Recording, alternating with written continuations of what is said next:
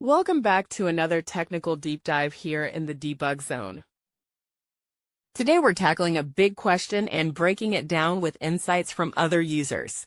Hopefully this clears up some misconceptions and helps you get the answer you need.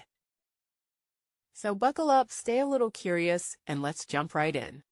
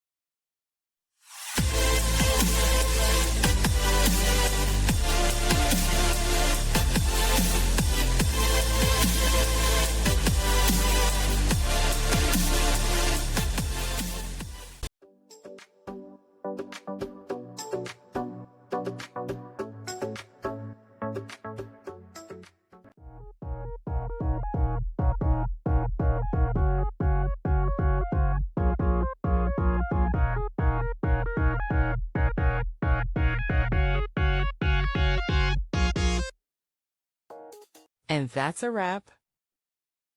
I hope you found the answer you were looking for. If you did, take a second to hit that subscribe button. It really helps out. And let me know in the comments which solution worked best for you. See you next time in the debug zone.